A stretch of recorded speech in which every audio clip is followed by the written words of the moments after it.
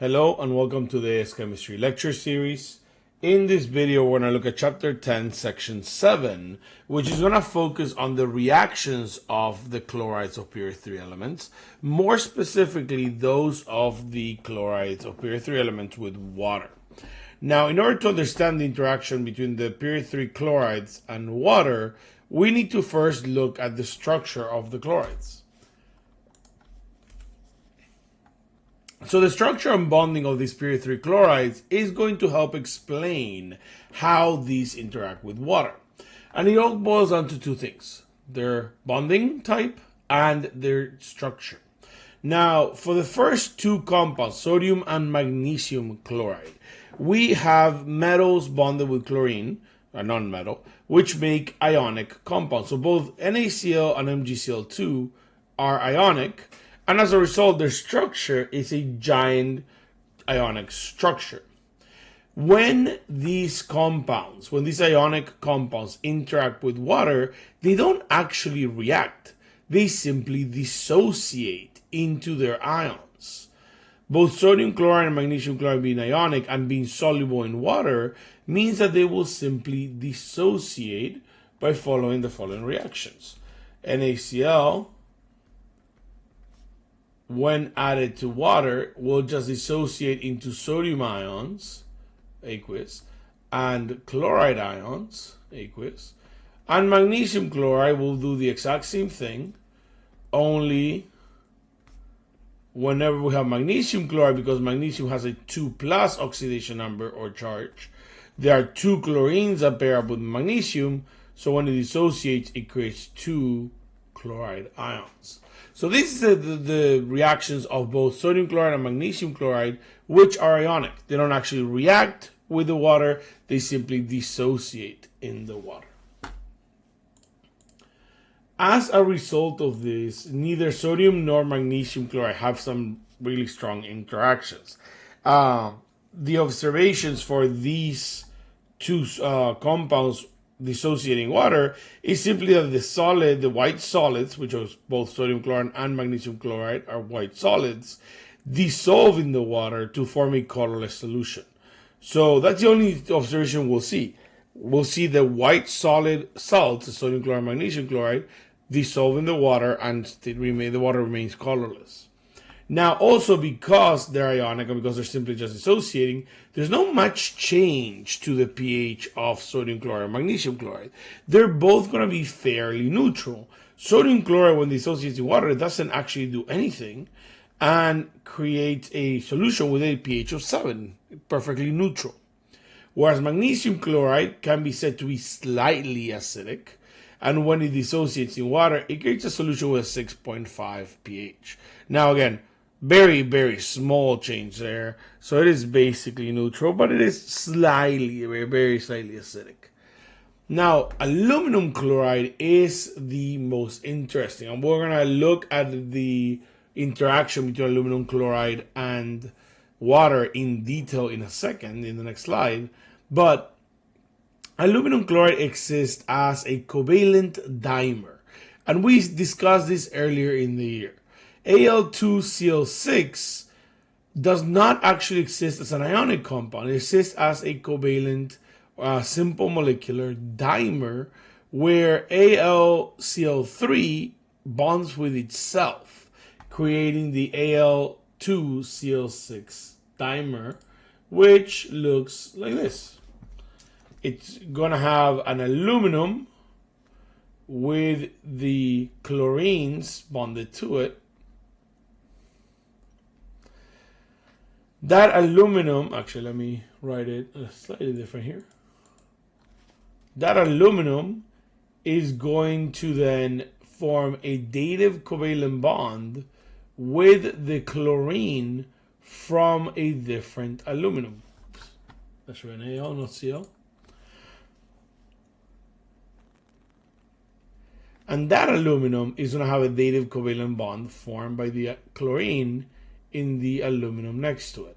So we have this dimer that we studied earlier in the year that even though aluminum and chlorine are a metal and a non-metal, aluminum is a metal, chlorine is a non-metal, they create this covalently bonded dimer with two dative covalent bonds. One from the chlorine of one aluminum to the other, and then the chlorine from this aluminum to that aluminum. So this is the dimer that's formed that we saw earlier in the year. This dimer has a very special interaction with water, which we're going to see later on. So that's what the aluminum chloride is, a covalent dimer. Again, the reaction itself does not have any different visuals. It forms the aluminum chloride is a white solid, the dimer, and it will dissolve in the solution, not changing its color, remaining colorless. But the aluminum chloride dimer is considered to be acidic. This compound right here is considered to be acidic as it forms a pH of 3 when it comes to its interaction with water. Whereas the two ionic compounds, sodium chloride and magnesium chloride, are considered to be neutral, as the pHs of the solutions that they make are basically 7, which is exactly neutral, and 6.5, which is fairly neutral. It's not a big change. Once we get to the other side, once we get to the covalent compounds, the ones that are purely covalent, not like aluminum chloride, then we have more strictly acidic. You'll see that the pHs here made by silicon chloride, phosphorus chloride, and sulfur chloride are all going to be acidic, very acidic in nature. They form pH of 2. Now, silicon chloride, phosphorus chloride, and sulfur chloride are all covalent or in nature. Actually, I should say phosphorus pentachloride and sulfur dichloride and silicon tetrachloride. And they're all simple molecular. They're all just simple molecular structures. However, when these react with water, they give off what we call steamy white fumes of hydrogen chloride gas. And this is very important. Anytime we have hydrogen chloride gas being created, and I use here a different color. Anytime we have hydrogen chloride gas being created, that is always going to lead to this observation of steamy white fumes. And we're going to look in 2 slides, we're going to look at the actual reactions that give this off. But anytime we have HCl gas being created, that is always going to be described as a steamy white fume.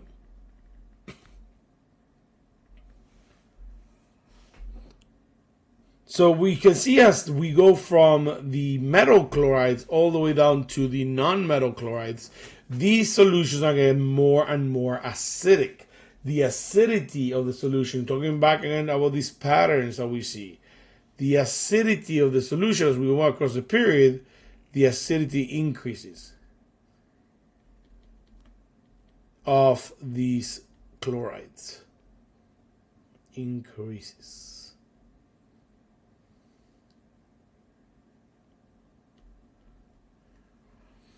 So we'll see why this is the case. But before we talk about the aluminum chloride, with the non-metal chlorides, the silicon tetrachloride, phosphorus pentachloride, and sulfur dichloride, those non-metal chlorides and metalloid chlorides are going to be hydrolyzed by water. Now, this is an important term because you will see it again, and we have seen it before. The term hydrolyzed, right here, means broken apart.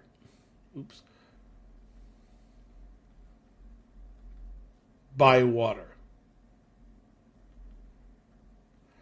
Essentially, any reaction of a covalent compound with water can be described as being hydrolyzed if that covalent compound gets a part of it, even a one atom of it removed.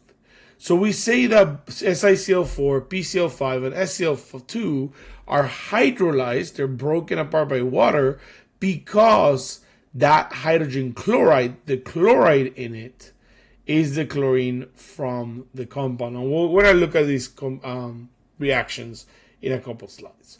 So before we go into the individual reactions, again, to recap the general idea here, as we go from ionic to covalent dimers to covalent, fully covalent simple molecular compounds, the acidity is going to increase.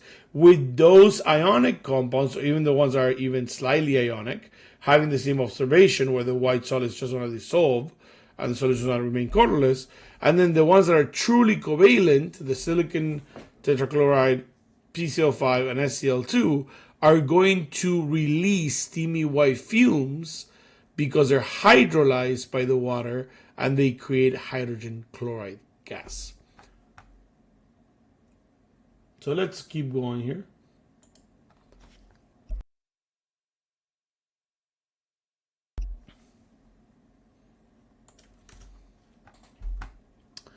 So why is aluminum chloride so weird with water?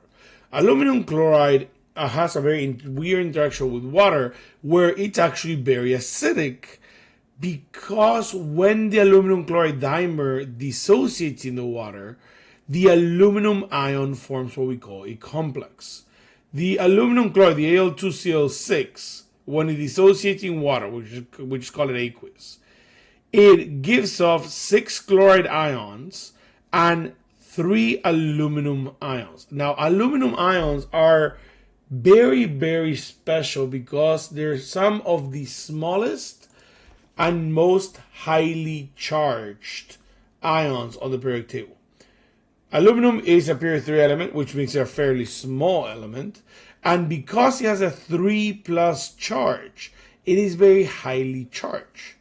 So what happens is that when aluminum here, aluminum 3+, gets in water, it forms these dative covalent bonds with the water, creating what we know as a complex, the AlH2O6 3+ complex. We're going to study complexes in A-level chemistry, a much, much more in-depth level, but this is the only complex we see here in AS chemistry.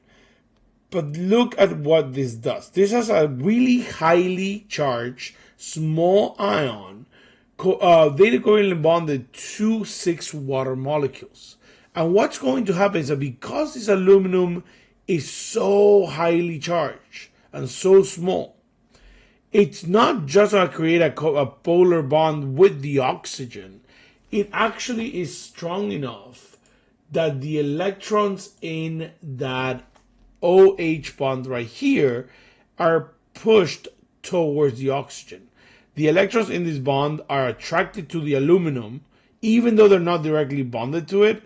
They're attracted to aluminum, making them move towards the oxygen, making this partially negative on the oxygen even more negative.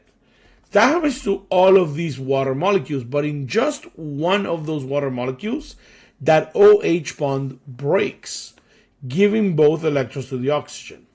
What results from that is that OH bond breaks, the hydrogen is released, which is why this is acidic.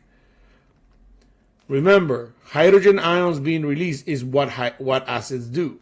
So that hydrogen ion being released is going to increase the concentration of hydrogen ions and therefore decrease the pH. And then, because our water lost its hydrogen, it is now an OH minus, essentially a hydroxide ion. What ends up happening there is that now we form a new complex where one of those waters has lost a hydrogen. So instead of AlH2O6, we have AlH2O5. And then that 6 water became OH minus. So that -1 charge from the OH actually makes the overall charge of this complex a 2+ charge. So this is why aluminum is acidic, because the really small nature and really highly charged nature of the aluminum ion polarizes one of these water molecules so much that the OH bond ends up breaking, with the oxygen taking all the electrons, hydrogen becoming H+, I'm going to put the H+ here in pink, that hydrogen becoming the H plus, and then the OH remaining behind to create this new complex that we see here. So very cool stuff, very, very intricate, very detailed, very unique interaction with water of the aluminum chloride dimer. Well, that's why they're acidic. Now let's look at the overall reactions for all of these that we just discussed. So what are the reactions, right, and the observations? We discussed how sodium chloride and magnesium chloride simply dissociate when they interact with water. So the white solids dissolve into a colorless solution, the sodium chloride with aqueous, and then this aqueous, AQ, means a lot of water. That's simply how we write it when we want to say that it's not reacting with water, it's interacting with it. A lot of water. So water is not a reactant here. It's something that's essentially a solvent. Usually we put this one, we have water as a solvent. So the sodium chloride solid is dissolving in the aqueous solvent, in the water solvent, creating sodium ions and chloride ions in the aqueous phase. Magnesium does the exact same thing. MgCl2 solid reacts with the water, the solvent, and it creates magnesium ions and chloride ions in the aqueous solution. And so that's why it goes from a white solid, which is the sodium chloride and the magnesium chloride, to a colorless solution as they dissolve, which is just a solution of the ions. Aluminum chloride, we just saw, and you do need to know, I know it's a complex reaction, but you do need to know the reaction of aluminum chloride with water.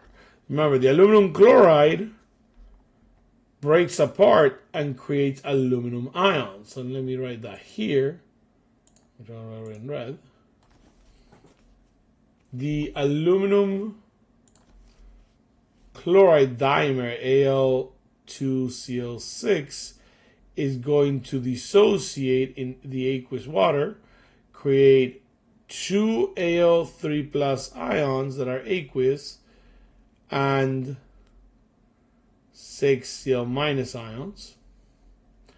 This aluminum ion is what then forms the aluminum complex with water, and then that complex is going to break one of these H2O molecules and one of the OH bonds in it, and then create the AlH2O5 OH2 plus complex ion plus a hydrogen ion, and that hydrogen ion is what makes this acidic.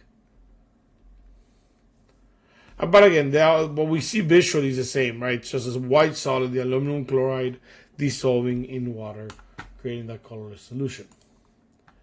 Silicon chloride. Now, these are the more interesting reactions, right? Apart from the aluminum chloride, which I think is very interesting. The silicon chloride, which is a liquid at room temperature, is going to react with water and get hydrolyzed. That means that the silicon and the chlorine get separated, because remember, hydrolyzed means getting broken apart by water. So the silicon is broken apart from the chlorine by the water. The silicon goes with the oxygen and creates the silicon dioxide solid. So we do get a precipitate, an off-white precipitate here, and that's very important to remember.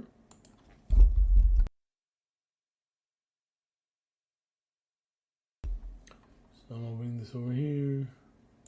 So this off-white precipitate that we see in the observation is a silicon dioxide solid. It's essentially sand, or quartz, if you will.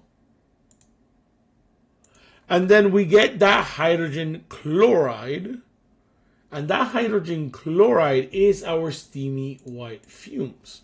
So that HCl gas, and notice I'm not saying hydrochloric acid, because in order for it to be hydrochloric acid, it would have to be aqueous. Because it's a gas, we call this hydrogen chloride, and that hydrogen chloride is what is this steamy white fume. So hydrogen chloride, steamy white fume, silicon dioxide, off-white precipitate.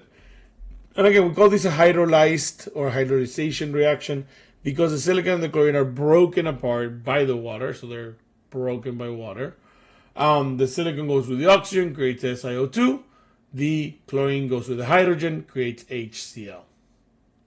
And again, remember all these states of matter because they are important. Finally, PCl5, which is a solid at room temperature, is going to react with water, again breaking apart, hydrolyzing with water. So the phosphorus and the chlorine, let me show this a little. The phosphorus and the chlorine are going to be separated from each other, with the phosphorus going to the hydrogen and the oxygen to create phosphoric acid, and then the water and the chlorine coming together to create the hydrogen chloride gas.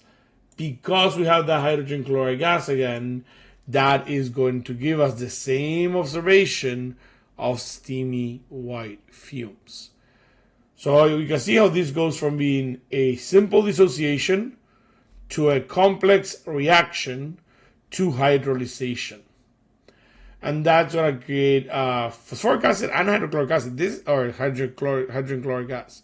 This is a very acidic reaction. The reaction here that happens is very acidic. Oops. Because of the creation of that phosphoric acid and HCl. Same thing here. We have the hydrogen being created. So that makes this acidic. This makes this acidic.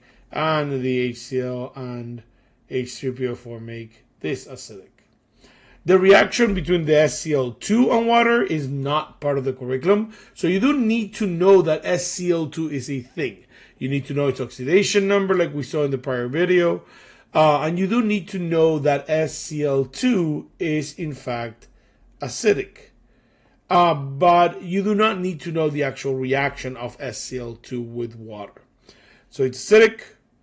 It has an oxidation number of +2 on the sulfur. You need to know that as well. And it undergoes hydrolysation reactions with water. And that's it. That's all of the reactions of the chlorides with water. And they are very interesting. Remember the pattern as we go from metals to non-metals and metalloids, how it goes from a ionic compound, which is just simply dissociated, to a covalent dimer, which is going to form a complex reaction, and you don't need to know the reaction, and then to covalent compounds that undergo hydrolyzation reactions with water, creating different acidic compounds with very specific observations. That's it. That's everything for the reactions of period 3 chlorides with water. Thank you for watching. I'll see you all in the next video to cover 10.8.